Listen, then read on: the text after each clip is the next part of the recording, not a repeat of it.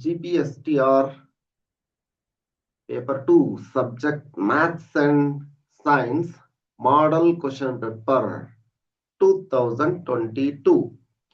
ಇದು model question paper ಮತ್ತ exam ನಲ್ಲಿ ಕೇಳಲಾದಂತಹ ಪ್ರಶ್ನೆ ಪತ್ರಿಕೆಗಳನ್ನು ಸಹ ಡಿಸ್ಕಸ್ ಮಾಡ್ತೀನಿ. ಯಾವ್ದಂದ್ರೆ 2016ರಲ್ಲಿ ಕೇಳಲಾದ ಪ್ರಶ್ನೆ ಪತ್ರಿಕೆ, 2016, 2019 ಮತ್ತ 2022 ಎಲ್ಲಾ ಪ್ರಶ್ನೆ ಪತ್ರಿಕೆಗಳನ್ನು ಡಿಸ್ಕಸ್ ಮಾಡ್ತೀನಂತ. ಅಂದ್ರೆ ನೀವು ಅಸಿಸ್ಟೆಂಟ್ ಪ್ರೊಫೆಸರ್ ಎಕ್ಸಾಮ್ಗೆ ತಯಾರಾಗ್ತಾ ಇದ್ರ ಮತ್ತ ಕೆಸೆಟ್ ಎಕ್ಸಾಮ್ಗೆ ತಯಾರಾಗ್ತಿದ್ರ ಅಲ್ಲಿ GS ಪೇಪರ್ ಬರುತ್ತೆ, ನಿಮ್ಗೆ GK ಪೇಪರ್ ಬರುತ್ತಲ್ಲ, ಜನರಲ್ ನಾಲೆಜ್, ಜನರಲ್ ಸ್ಟಡೀಸ್. ಆ ಪೇಪರ್ ನಲ್ಲಿ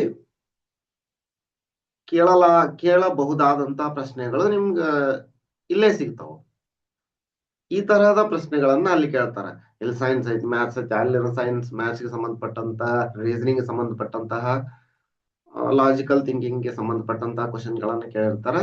ಹಂಗಾಗಿ ಈಗ ಒಂದ್ ಎಕ್ಸಾಮ್ ನೀವು ತಯಾರಾಗ್ತಿರ್ತೀರಿ ಅಂತಂದ್ರ ಹಲವಾರು ಎಕ್ಸಾಮ್ ಗಳಿಗೆ ತಯಾರಾಗ್ತಿರ್ತೀರಿ ಅಂತ. GPST ತಯಾರಾಗ್ತಿದ್ರಿ, ಕೆಸೆಟ್ ಆಟೋಮೆಟಿಕ್ ಹಂಗ ತಯಾರಾಗ್ತಿರ್ತೀರಿ ಅಂತನ ಆಗಿರುತ್ತ. ನೋಡೋಣ. ಮತ್ತ ಒಂದಿಷ್ಟು ಕ್ಲಾಸ್ಗಳನ್ನು ಮಾಡ್ರಿ ಅಂತ ಕೇಳ್ಕೊಂಡ್ರಿ ಆಯ್ತು. ಮ್ಯಾಥ್ಸ್ ಸೈನ್ಸ್ ಗೆ ಸಂಬಂಧಪಟ್ಟಂತಹ ನಿಮ್ಮ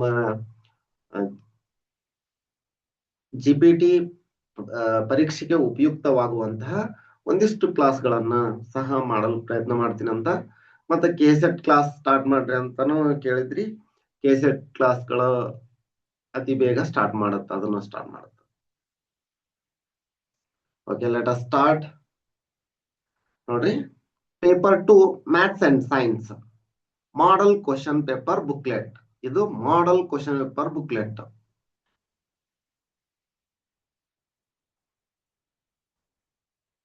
ಮೂರ್ ಗಂಟೆ ಟೈಮ್ ಇರುತ್ತಾ, 3 hours ಟೈಮ್. ಮ್ಯಾಕ್ಸಿಮಮ್ ಮಾರ್ಕ್ಸ್ 150 ಇರ್ತಾವು. ಅದ್ರೊಳಗ 50 ಮಾರ್ಕ್ಸ್ 50 ಕ್ವಶನ್ಸ್ ಆಬ್ಜೆಕ್ಟಿವ್ ಟೈಪ್ ಕೊಟ್ಟಿದ್ರು. ಈ ಸರಿ ಏನೋ ಸ್ವಲ್ಪ ವೇರಿಯೇಷನ್ ಮಾಡ್ತಾರ ಅಂತಂದಾರ. ನೋಡೋಣ, ಅದನ್ನ ಫೈನಲ್ ನೋಟಿಫಿಕೇಶನ್ ಬಿಟ್ಟಾಗ ಡಿಸ್ಕಸ್ ಮಾಡ್ತೀನಿ ಅಂತ. ಬೇಕಂದ್ರ ಈಚ್ ಕ್ವಶನ್ ಕ್ಯಾರೀಸ್ 1 ಮಾರ್ಕ್ಸ್. ಕನ್ನಡದೊಳಗ ಬೇಕಂದ್ರ ಕನ್ನಡದೊಳಗನು ಇದೆ. ನೋಡೋಣ. Maths and science, biological science ಐತಿ, ಅದನ್ನ ಆ ನಂತರ ಡಿಸ್ಕಸ್ ಮಾಡ್ತೀನಿ ಅಂತ.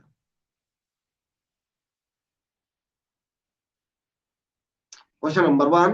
The principle on which optic fiber works is refraction of light, reflection of light, total internal reflection of light, diffraction of light. ಈಗ ನಿಮ್ಗೆ ರಿಫ್ರಾಕ್ಷನ್, ಟೋಟಲ್ ಇಂಟರ್ನಲ್ ರಿಫ್ಲೆಕ್ಷನ್, ಡೈಫ್ರಾಕ್ಷನ್ ಗೊತ್ತಿರ್ಲಿಲ್ಲ ಅಂತಂದ್ರ ಇದು ಸ್ವಲ್ಪ ಕಷ್ಟ ಆಗುತ್ತ. ಹಂಗಾಗಿ ಥಿಯರಿ ಏನೈತಿ, ಥಿಯರಿ ನೋಡ್ಕೊಳ್ಳೋಣ. ನಿಮ್ಗ ಇದು ಒಂದು ಕ್ವಶನ್ ನೋಡಿದ್ರ ಇನ್ನು ಈ ಕಾನ್ಸೆಪ್ಟ್ ಮೇಲೆ 10 ಕ್ವಶನ್ ಕೇಳಿದ್ರು ಆನ್ಸರ್ ಮಾಡ್ಬೇಕು. ಆ ತರ ತಯಾರಾಗೋ ತರ ಈ ಕಾನ್ಸೆಪ್ಟ್ ಅನ್ನ ಬಿಲ್ಡ್ ಮಾಡಿ ನಾನು. ನೋಡ್ರಿ, ಕನ್ನಡದೊಳಗ ಕ್ವಶನ್. ದ್ವಿತಿ ತಂತು ಕೆಲಸ ಮಾಡುವ ತತ್ವ: ಬೆಳಕಿನ ವಕ್ರೀಭವನ, ಬೆಳಕಿನ ಪ್ರತಿಫಲನ, ಬೆಳಕಿನ ಸಂಪೂರ್ಣ ಆಂತರಿಕ ಪ್ರತಿಫಲನ, ಬೆಳಕಿನ ವಿವರ್ತನೆ. ಈಗ ಮೊದ್ಲ ರಿಫ್ಲೆಕ್ಷನ್ ಆಫ್ ಲೈಟ್ ಅಂದ್ರೆ ಏನಂತ ನೋಡ್ರಿ.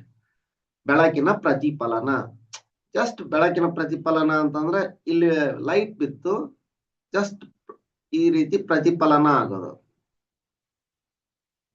ನಾರ್ಮಲ್ ಇದು ಸರ್ಫೇಸ್. ಇನ್ಸಿಡೆಂಟ್ ರೇ, ರಿಫ್ಲೆಕ್ಟೆಡ್ ರೇ. ಒಂದಿಷ್ಟು ನೋಡ್ಕೊಂಡ್ಬಿಡ್ರಿ. Reflection is the bouncing back of light into the same medium. ಇಲ್ಲಿ ರೇರರ್ ಮೀಡಿಯಂ ಇತ್ತಂದ್ರ ರೇರರ್ ಮೀಡಿಯಂಗ, ಈ ಡೆನ್ಸರ್ ಮೀಡಿಯಂ ಇತ್ತಂದ್ರ ಡೆನ್ಸರ್ ಮೀಡಿಯಂಗೆ. ಯಾವ ತರ same reflection is the bouncing back of light into the same medium when it strikes a surface. This is a surface. Incident ray, reflected ray, normal. Example, light falling on a mirror. Laws of reflection ಗೊತ್ತಿರುತ್ತೆ ನಿಮ್ಗೆ, ಮುಂದೂ ಓದ್ತೀರಿ ನೀವು. ಸ್ನೆಲ್ಸ್ ಲಾ ಅಂತ ಓದಿರ್ತೀರಿ PUC ಒಳಗ. Important ಅಂತ ಬಹಳಷ್ಟು ಸರಿ ಹೇಳಿರ್ತಾರ. The angle of incidence is equal to the angle of reflection.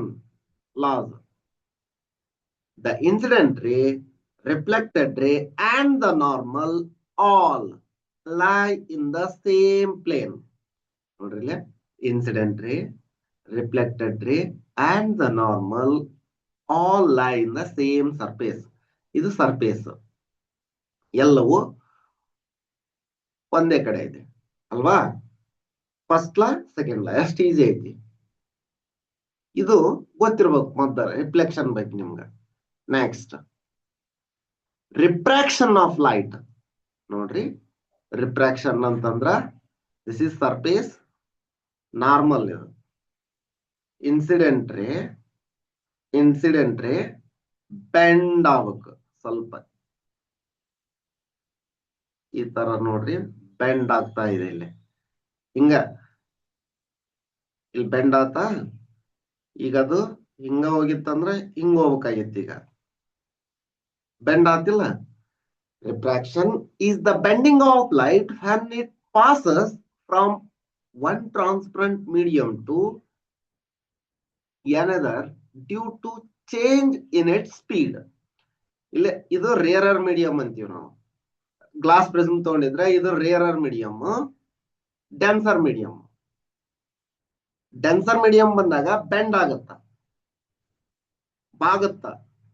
ಹಿಂಗ ಹೋಗ್ಬಿಟ್ಟಿತ್ತಂದ್ರ incident ರೇ ಹೆಂಗಿತ್ತ ಹಂಗ ಹೋಗಿತ್ತಂದ್ರ ಏನ್ ಅನಿಸ್ತಿರಲಿಲ್ಲ, ಇಲ್ಲಿ ಬಾಗುತ್ತ. Bending of light when it passes from one transparent medium to another due to change in its speed. ಇಲ್ಲಿ speed ಕಡಿಮೆ ಆಗುತ್ತೆ. Rarer medium ನಲ್ಲಿ speed ಜಾಸ್ತಿ ಇರುತ್ತೆ, ಇಲ್ಲಿ ಕಡಿಮೆ ಆಗುತ್ತೆ, ಹಂಗಾಗಿ ಬೆಂಡ್ ಆಗುತ್ತೆ. Example, pencil appears bent and placed in water. A coin in water appears raised.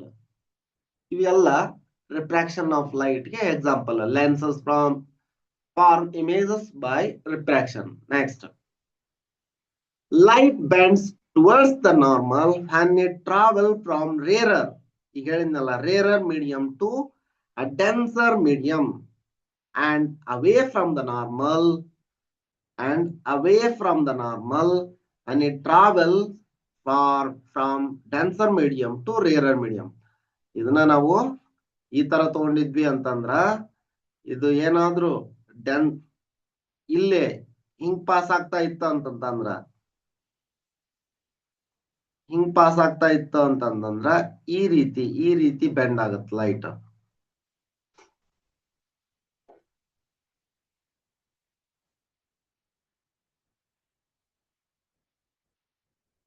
Total internal reflection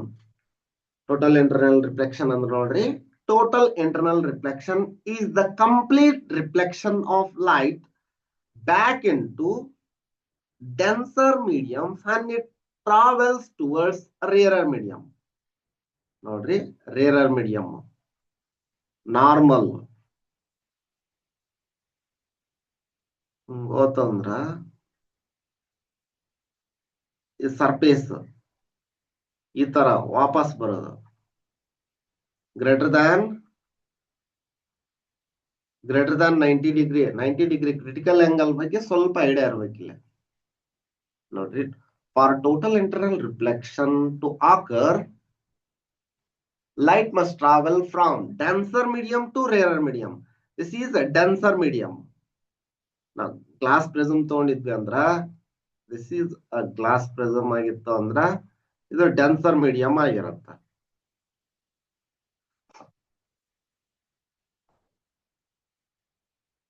The angle of incidence must be greater than critical angle. Critical angle ಅಂತಂದ್ರೆ 90 degree. This is surface ಇಲ್ಲೇ normal ಗೆ surface ಗೆ 90 degree ಐತಿ ಇಲ್ಲೇ. ಈ normal ಮತ್ತು ಈ ಕಡೆ ನೋಡ್ರಿ 90 ಇಲ್ಲಿಗೆ ಆಯ್ತು, ಜಾಸ್ತಿ ಐತಿ, ಆಪ್ಟಿವ್ಸ್ ಆಂಗಲ್ ಆಗುತ್ತಾ.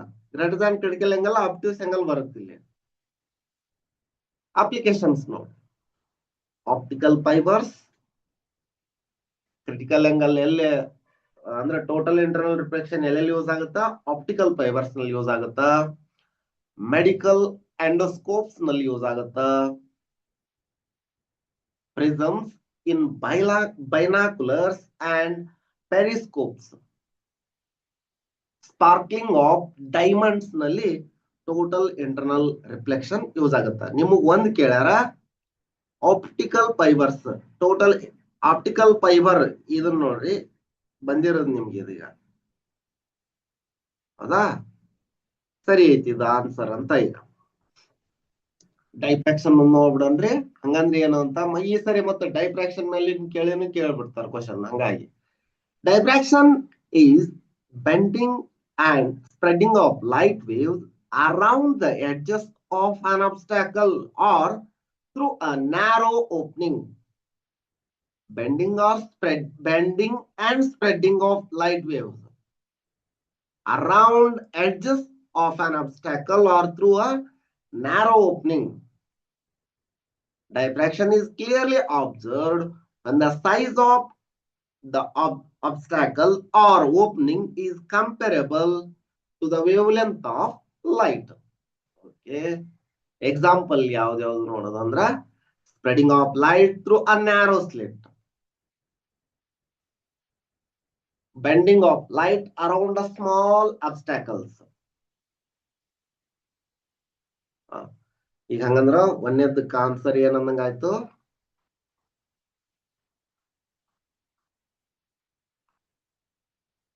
Total internal reflection. Optic fiber ಹೌದಾ? ಯಾವುದು? Total internal reflection of light. Total internal reflection of light, ಬೆಳಕಿನ ಸಂಪೂರ್ಣ ಆಂತರಿಕ ಪ್ರತಿಫಲನ. ನೆಕ್ಸ್ಟ್ ಕ್ವಶನ್ ನೋಡಿ. Next question number 2. A body weighing 30 kg goes up a staircase 8 meter high in 32 seconds. The power of body is, the power of body ಯಾವಕ್ಕಿದು? ಸ್ವಲ್ಪ question mistake ಮಾಡಿದ್ರು. Eagle ತರ technology ಅವಾಗ ಅಷ್ಟು ಸ್ಪೀಡ್ ಇರಲಿಲ್ಲ 2022ರಲ್ಲಿ. ಈಗ AI ಜಮಾನ ಅದ ಇದ ಬಂದು ಸ್ವಲ್ಪ ಟೆಕ್ನಾಲಜಿ ಸ್ಪೀಡ್ ಆಗಿದೆ. ಇಲ್ಲೇ ಜಿ ಗ್ರಾವಿಟೇಷನಲ್ ಕಾನ್ಸ್ಟೆಂಟ್ ಕೊಟ್ರ 9.8 metre per second square. Options ಐತಿ ನೋಡೋಣ. ಕನ್ನಡದಲ್ಲಿ ಕ್ವಶನ್. 30 ಕಿಲೋಗ್ರಾಂ ತೂಕವುಳ್ಳ ಹುಡುಗನೊಬ್ಬನು 8 ಮೀಟರ್ ಎತ್ತರವಿರುವ ಮೆಟ್ಟಿಲುಗಳನ್ನು 32 ಸೆಕೆಂಡ್ಗಳಲ್ಲಿ ಹತ್ತುತ್ತಾನೆ. ಅವನ ಸಾಮರ್ಥ್ಯ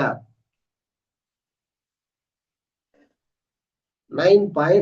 ಅದ ಇದನ್ನ ಕೊಟ್ರಲ್ಲ, ಆಪ್ಷನ್ ಸೇಮ್ ಐತಿ. ಈಗ ಕೊಟ್ಟಿರೋದೇನೇನು ನೋಡ್ರಿ. The energy of particle due to its position is called as potential energy of particle.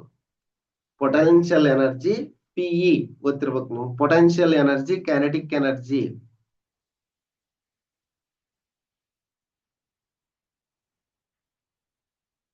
Potential energy and kinetic energy ಓದಿರ್ತೀರಿ ನೀವು ಥರ್ಮೋಡೈನಾಮಿಕ್ಸ್ ನಲ್ಲಿ. The rate of doing work is called as power. The rate of doing work, ಕೆಲಸ ಮಾಡುವ ಸಾಮರ್ಥ್ಯಕ್ಕ power ಅಂತ ಹೇಳ್ತಾರೆ. ಶಕ್ತಿ, ಕೆಲಸ ಮಾಡುವ ಸಾಮರ್ಥ್ಯಕ್ಕೆ ಶಕ್ತಿ. Mathematically, the potential energy can be written as mgh, where m stands for mass, g acceleration due to gravity, h height given ಏನೇನ್ ಕೊಟ್ರ mass m is equal to 30 gh height 8 t 32 second g 9.8 meter per second formula work done by time ಇಲ್ಲಿ ಇನ್ನೊಂದಂದ್ರ mass KG ಅಂತ ಬರೀಬೇಕು unit ಅನ್ನು ಬರೀಬೇಕು height metre ದೊಳಗಿತ್ತಂದ್ರೆ metre centimetre ದೊಳಗಿದ್ರೆ centimetre ಇದು ಸೆಕೆಂಡ್ಸ್ ದೊಳಗಿದ್ರೆ ಸೆಕೆಂಡ್ ಅವರ್ಸ್ ದೊಳಗಿದ್ರೆ ಅವರ್ಸ್ ಎಷ್ಟು ಏನಿರುತ್ತೆ ಅದು ಕನ್ವರ್ಟ್ ಮಾಡ್ಕೋಬೇಕು ಮತ್ತ ಈ ಕೆಜಿ ಒಳಗ್ ಕೊಟ್ಟಿದ್ರು ಗ್ರಾಮ್ನೊಳಗ್ ಕೊಟ್ಟಿದ್ರು ಕೆಜಿ ಒಳಗ್ ಕೊಟ್ಟಿದ್ರು ಯಾವ್ಯಾವ ಯೂನಿಟ್ ಯಾವ್ಯಾವ್ದಕ್ಕ ಅಂತಂದ ಕನ್ವರ್ಟ್ ಮಾಡ್ಕೊಳ್ಬೇಕು power is equal to work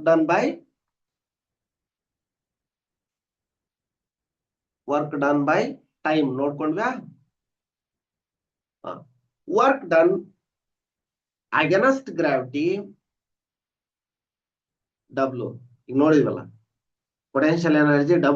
potential energy is equal to mgh m 30 ಐತಿ g 9.8 ಕೊಟ್ರ h height 8 ಮೀಟರ್ ಇದು ಎಷ್ಟಾಗುತ್ತೆ ಅಂದ್ರ 2352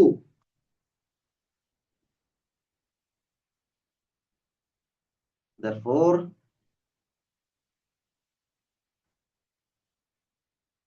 seconds ಕೊಟ್ಟಿದ್ರಲ್ಲ 32 seconds time 2332 divided by 2352 divided by 32 ಅಂತಂದ್ರ 73.5 ವ್ಯಾಟ್ ಬರುತ್ತೆ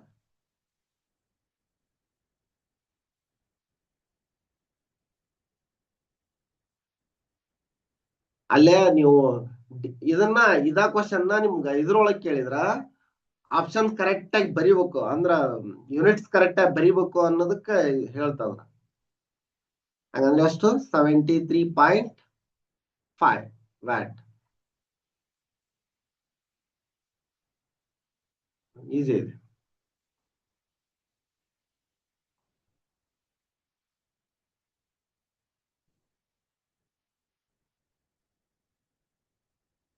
next an electric refrigerator rated 400 watt operates 8 hours a day. The cost of energy consumed at rate of Rs 3 rupees per kilowatt per hour watt hour is in 15 days is ನೋಡ್ರಿ ಕನ್ನಡದಲ್ಲಿ question 400 watt ದರದ refrigerator ದಿನಕ್ಕೆ 8 ಗಂಟೆಗಳ ಕಾಲ ಬಳಕೆ ಆಗುತ್ತದೆ 1 kilo watt hour ಗೆ ರೂ 3 ರಂತೆ 15 ದಿನಗಳವರೆಗೆ ಕಾರ್ಯನಿರ್ವಹಿಸುವ ಶಕ್ತಿಯ ಮೌಲ್ಯ ಪವರ್ ವ್ಯಾಲ್ಯೂ ಕೇಳಿರೋದು ಇಲ್ಲ ಆಪ್ಷನ್ಸ್ ಅದಾವು ಓಕೆ ಗಿವನ್ ಏನೇನು ಪವರ್ ಆಫ್ ರೆಫ್ರಿಜರೇಟರ್ 400 ವ್ಯಾಟ್ ಕೊಟ್ಟಿದ್ರು ಅದನ್ನ ಕಿಲೋ ವ್ಯಾಟ್ ತೊಳಗ್ ಬರ್ಕೊಂಡ್ವಿ ಅಂದ್ರ 0.4 ಕಿಲೋ ವ್ಯಾಟ್ ಅಂದ್ರ 0.4 ಹಿಂಗಂದ್ರೆ 0.4 into 1000 is equal to 400 ಆಗುತ್ತೆ 400 next operating time 8 hours per day number of days 15 cost of electricity ಎಷ್ಟೈತಿ 3 rupees per kilowatt ರೂ ಅಂತ ಕೊಟ್ರ ಅವರು 3 rupees RS ಅಂತ ಕೊಟ್ರ RS ಅಂದ್ರ 3 ಈಗ ನಾವು ರೂಪಾಯಿ ಸಿಂಬಲ್ ಅನ್ನು ಬಳಸ್ತೀವಿ ಟೋಟಲ್ ಆಪರೇಟಿಂಗ್ ಟೈಮ್ 15 ದಿನ ಮಾಡ್ಯಾರ ಒಂದ್ ದಿನಕ್ಕ 8 ತಾಸು ಅಂದ್ರೆ 120 hours ಆಗತ್ತೆ ಇದು hours ಸರಿನಾ energy consumed E is equal to power into time.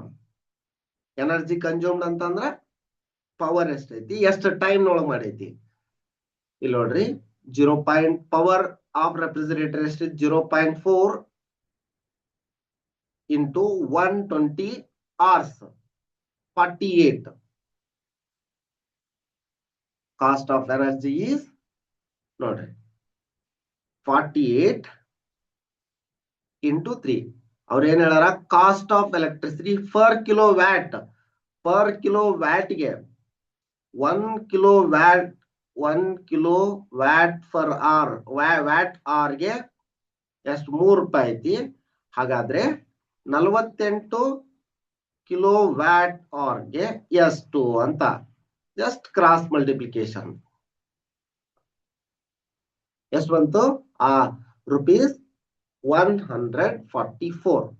ಇದು ಆಪ್ಷನ್ ನಲ್ಲಿ ನೋಡೋಣ. ಇದೆ ನೋಡ್ರಿ, ಫಸ್ಟ್ ಆಪ್ಷನ್ ಇದೆ.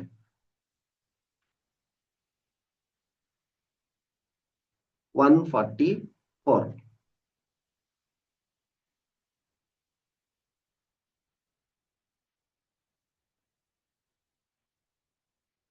Next, given resistors are connected in a circuit.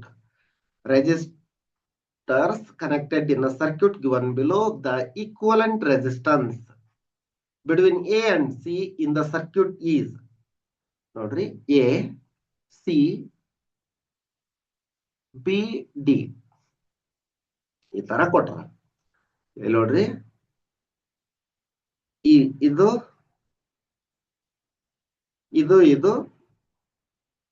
Series ದೊಳಗ, ಇದು ಸೀರೀಸ್ ದೊಳಗ, ಇದು ಪ್ಯಾರಲಲ್ ಆಯ್ತು, ಇದು ಪ್ಯಾರಲಲ್ ಆಗತ್ತೆ. ಈಗ ಅಂದ್ರ ಇದು ಸೇರಿ 3 ಪ್ಯಾರಲಲ್ ಆಗುತ್ತೆ.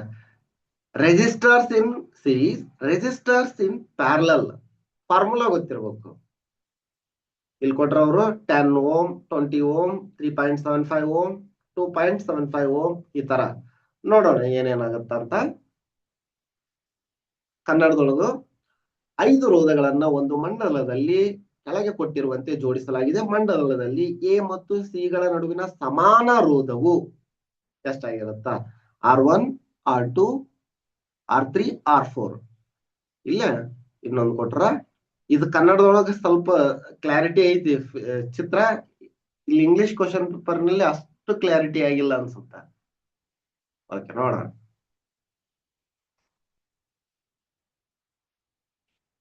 From the diagram, R1 5 Ohm between A and B, R2 5 Ohm between B and C, R3, R4, R5 ಈ ತರ ಕೊಟ್ರ. The points B and D are not connected to any other branch. ಹೌದಾ? ಈಗ R1, R2 series ದೊಳಗೆ connect ಆಗೈತಿ. ಅಂದ್ರ 5 + 5 10 Ohm ಆಯ್ತು. Next, and R4, R5 series ದೊಳಗೆ ಕನೆಕ್ಟ್ ಐತಿ, 10 Ohm ಆಯ್ತು. Thus 3 10 Ohm branches are connected in parallel between A and C. Okay, ನೋಡ್ರಿ, equivalent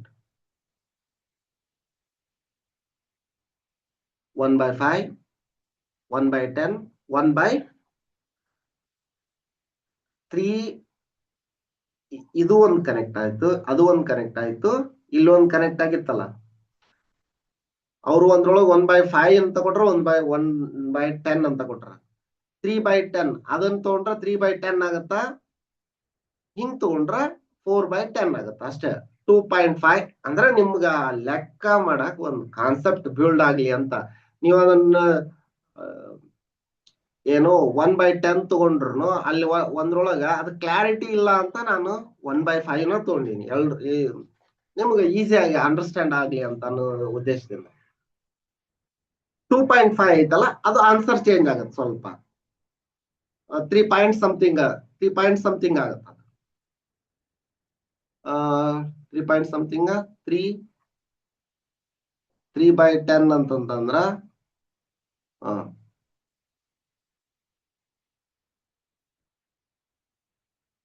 ಇದನ್ನ ಉಲ್ಟಾ ಮಾಡಿದಾಗ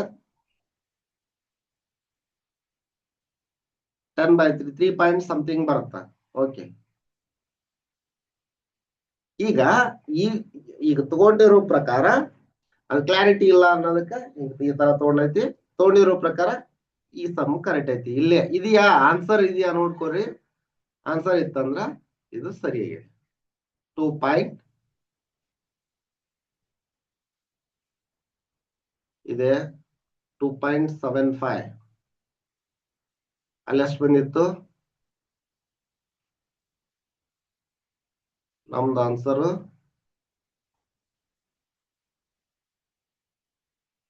2.5 ಬಂದಿತ್ತು. 2.75 ಅಲ್ಲಿದ್ದ ಆನ್ಸರ್ ಅಲ್ವಾ. ಅಂದ್ರೆ ಈ ತರ ಮಾಡ್ಬೇಕು ಅಷ್ಟೇ ನೀವು. Next, the dimensional formula for pressure is, ನೋಡ್ರಿ ಕನ್ನಡದೊಳಗೆ ಕ್ವಶನ್, ಒತ್ತಡದ ಆಯಾಮ ಸೂತ್ರವು, ಕಾನ್ಸೆಪ್ಟ್ ನೋಡ್ರಿ. The dimensional formula pressure can be derived from its definition. Definition ಏನು ಹೇಳುತ್ತಾ? Pressure is defined as force per unit area. ಬಲ, ಫೋರ್ಸ್ ಅಂದ್ರ ಬಲ. F is equal to ma² ಗೊತ್ತು ನಿಮ್ಗ. The dimensional formula for force is ml T⁻². ma² ಅಂತ ಹೇಳ್ತಲ್ಲ ಅದರದ್ದು. Where m stand for mass, l for length and t for time. The dimensional formula for area is L², since area is length square.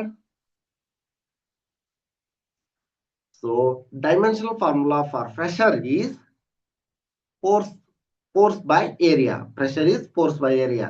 ಇದು force ಏನಿತ್ತು ml T⁻² divided by L². ಈ L ಮೇಲೆ ಹೋತಂದ್ರ -2 ಆಗುತ್ತೆ. 1 - 2 ಅಂತಂದ್ರ m L⁻⁻1 T⁻².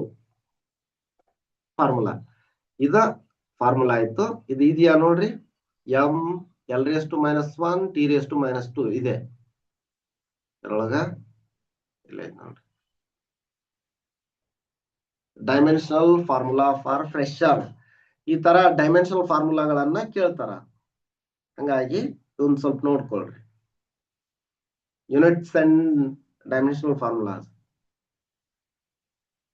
Next 6th ನೋಡ್ರಿ, moderator in nuclear reactor is used to reduce the temperature in the reactor, remove heat from the nuclear reactor, stop fission reaction, reduces the speed of neutrons. ಕನ್ನಡದಲ್ಲಿ, nuclei ಕ್ರಿಯಾಕಾರಿಯಲ್ಲಿ ಬಳಸಲಾಗುವ ಮಂದಕಾರಿಯು ಕ್ರಿಯಾಕಾರಿಯಲ್ಲಿ ಉಷ್ಣವನ್ನ ಕಡಿಮೆ ಮಾಡುತ್ತದೆ, ಕ್ರಿಯಾಕಾರಿಯಿಂದ ಉಷ್ಣವನ್ನ ಹೊರತೆಗೆಯುತ್ತದೆ, ವಿದಳನ ಕ್ರಿಯೆಯನ್ನು ನಿಲ್ಲಿಸುತ್ತದೆ, ನ್ಯೂಟ್ರಾನ್ಗಳ ವೇಗವನ್ನ ತಗ್ಗಿಸುತ್ತದೆ. ಏನ್ ಮಾಡುತ್ತಾ? A moderator in a nuclear reactor is used to slow down fast moving neutrons produced during nuclear fission. Example, heavy water, deuterium ಅಂತಾರೆ ಇದಕ್ಕ, D2O, deuterium, ordinary water, H2O, and graphites are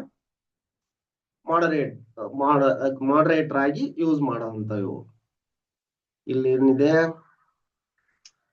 stop, reduce the speed of neutrons ಇದೆ ನೋಡ್ರಿ, reduce the speed of ನ್ಯೂಟ್ರಾನ್ಗಳ ವೇಗವನ್ನ ತಗ್ಗಿಸುತ್ತದೆ.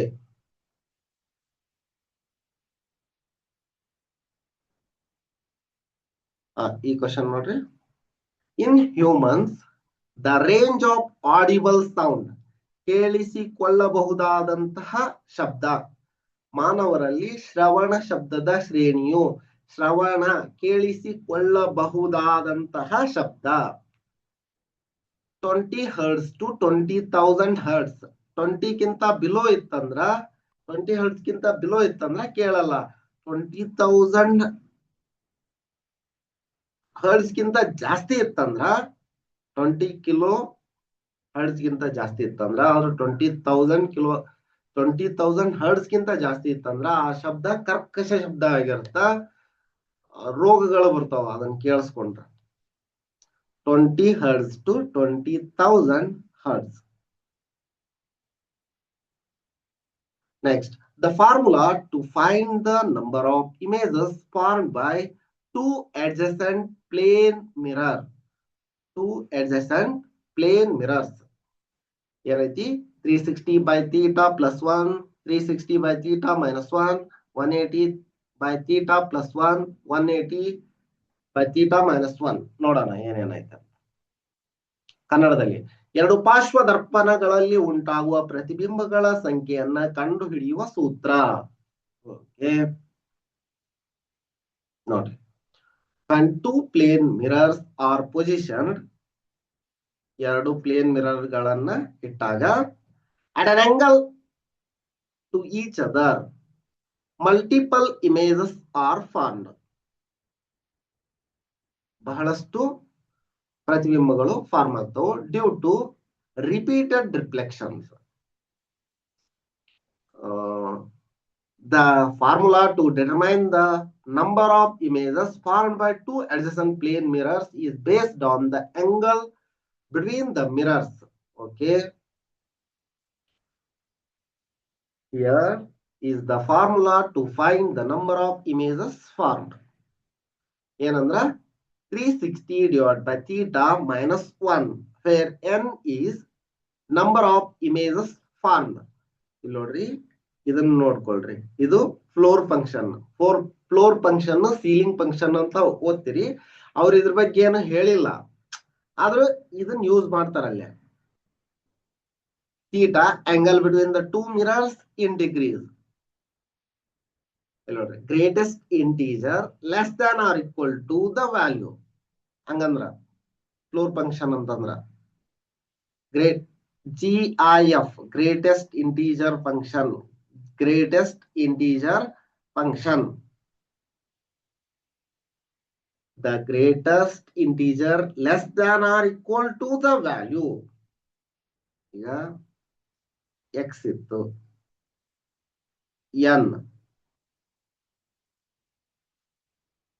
n plus 1 ittu. Less the n plus 1 ತಗೊಳಂಗಿಲ್ಲ, n ತಗೋಬೇಕು. or else n minus 1 ಇತ್ತು, ಇಲ್ಲಿ n ಇತ್ತು ಅಂತಂದ್ರ greatest integer less than or equal to the value. Less than ಐತಿ, ಈಕ್ವಲ್ ಆಗಿರ್ಬೋದು, n ಅದಕ್ಕೆ ಗ್ರೇಟೆಸ್ಟ್ ಇರೋದನ್ನು ತಗೊಳಲ್ಲ ಅಂತ. n plus 1 ತಗೊಂಡ್ರು ಏನು ಸಮಸ್ಯೆ ಇಲ್ಲ.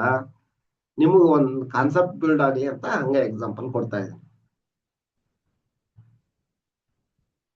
Key points to keep in mind: if the angle between the mirrors is less than 90 degree, the number of images will be even. If the angle between the mirrors is greater than 90 degree, the number of images will be odd. Third one, theta is equal to 180 degree. If theta is equal to 180 degree, that is the mirrors are parallel, there will be infinite images due to continuous reflections. ಇದು ಗೊತ್ತಿರಲಿ. ಮುಂದೆ ಈ concept ಮೇಲೆ ಕೇಳಿದ್ರೆ ಕೇಳಬಹುದು. ಇದನ್ನ ಕೇಳ್ಯಾರ ಅಂದ್ರೆ ಅದನ್ನೇನ್ ಕೇಳಲ್ಲ ಅಂತಲ್ಲ. ಹಂಗಂದ್ರೆ ಯಾವುದು 360 by theta minus 1 ಫಾರ್ಮುಲಾ ಅಷ್ಟ ಕೇಳ್ಯಾರ ಅವರು. ಹೌದಾ, ಎಷ್ಟು ಈಸಿ ಕೇಳ್ಯಾರ ನೋಡ್ರಿ. ಫ್ಲೋರ್ ಫಂಕ್ಷನ್ ಅನ್ನು ಕೊಟ್ಟಿಲ್ಲ ಅವರು ಅದ್ರೊಳಗ. ಅಂದ್ರೆ ತುಂಬಾ ಈಸಿ ಕೇಳ್ತಾರ. ಹಂಗ ಅನ್ಕೊಂಡು ಲೈಟ್ ಆಗಿ ಓದ್ಬೇಡ್ರಿ, ಡೆಪ್ತ್ ಆಗಿ ಓದ್ರಿ. ಈಗ ಎಲ್ಲಾ ಪರೀಕ್ಷೆಗೂ ಸ್ವಲ್ಪ ಜಾಸ್ತಿ ಎಫರ್ಟ್ ಬೇಕು. Next 9th question. The device use to obtain electronic oscillations of desired frequency is oscillator, transistor, rectifier, radio. ಕನ್ನಡದ ಕ್ವಶನ್ ಅಪೇಕ್ಷಿತ ಆವೃತ್ತಿಯ ಎಲೆಕ್ಟ್ರಾನಿಕ್ ಆಂದೋಲನಗಳನ್ನ ಪಡೆಯಲು ಬಳಸುವ ಸಾಧನ. ಆಸಿಲೇಟರ್, ಟ್ರಾನ್ಸಿಸ್ಟರ್, ದೃಷ್ಟಿಕಾರಕ, radio. The device used to obtain electronic oscillations of the desired frequency is an oscillator. ಹೌದು. Next, the gas with highest calorific value is oxygen, helium, hydrogen, nitrogen. ಹೆಚ್ಚಿನ calorific ಮೌಲ್ಯವನ್ನು ಹೊಂದಿರುವ ಅನಿಲ. ಆಕ್ಸಿಜನ್ ಗೊತ್ತು ನಮ್ಗ, ಇಂಧನ ಉರಿಯೋದಕ್ಕ ಸಹಾಯ ಮಾಡುತ್ತೆ. ಆಕ್ಸಿಜನ್ ಇಲ್ದ ಉರಿಯಲ್ಲ, ಆದ್ರೆ ಅದು ಇಂಧನ ಅಲ್ಲ. ಹೌದಾ? The gas with highest calorific value. Calorific value ಅಂದ್ರೆ ಅದು ಉರಿಯಬೇಕು ಆ ತರ. ನೋಡಿ, the calorific value is the amount of heat produced when 1 kg of oil is completely burned. The calorific value is the amount of heat produced when 1 kg of oil is completely burned. Among the given gases, oxygen kotra, oxygen support combustion but is not a fuel. Okay. Helium, an inert gas, does not burn. Okay. ನಿಮಗೆ ಗೊತ್ತು, helium, neon, argon, krypton, xenon, radon.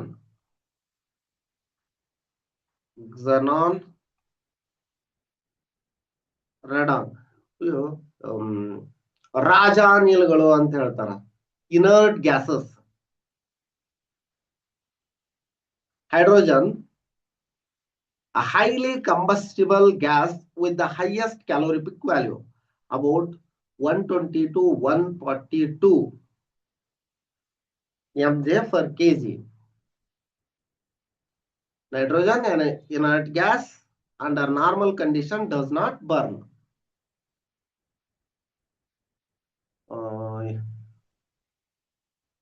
Answer ನೋಡೋಣ. Gas with highest calorific value ಯಾವ್ದಾತೀಗ? Hydrogen, ಜಲಜನಕ. Okay, ಇದೆಷ್ಟು ಈ ವಿಡಿಯೋದಲ್ಲಿರ್ಲಿ, ಮತ್ತೆ ತುಂಬಾ long ಆಗ್ಬಿಡುತ್ತಾ. ಮುಂದಿನ ವಿಡಿಯೋದಲ್ಲಿ ಮುಂದಿನ ಕ್ವಶನ್ ಗಳನ್ನ ಡಿಸ್ಕಷನ್ ಮಾಡ್ತೀನಿ. ಈ ವಿಡಿಯೋ ನಿಮ್ಗೆ ಇಷ್ಟ ಆಯ್ತು ಅನ್ಕೊಂತೀನಿ. ಏನಾದ್ರೂ ಸಮಸ್ಯೆಗಳಿದ್ರ ಕಮೆಂಟ್ ಸೆಕ್ಷನ್ ನಲ್ಲಿ ಕಮೆಂಟ್ ಮಾಡಿ. ಈ ವಿಡಿಯೋ ಇಷ್ಟ ಆಗಿತ್ತಂದ್ರೆ ಒಂದು ಲೈಕ್ ಮಾಡಿ. ಚಾನಲ್ ಅನ್ನು ಸಬ್ಸ್ಕ್ರೈಬ್ ಮಾಡ್ಕೊಂಡಿಲ್ಲ ಅಂದ್ರೆ ಸಬ್ಸ್ಕ್ರೈಬ್ ಮಾಡ್ಕೊಳ್ಳಿ. ಇದೇ ರೀತಿ ನಾವು ಅಪ್ಲೋಡ್ ಮಾಡುವ ಎಲ್ಲ ವಿಡಿಯೋಗಳು ನೋಟಿಫಿಕೇಶನ್ ಪಡೆಯಲು ಬೆಲ್ ಐಕನ್ ಅನ್ನು ಒತ್ತಿ. ಧನ್ಯವಾದ.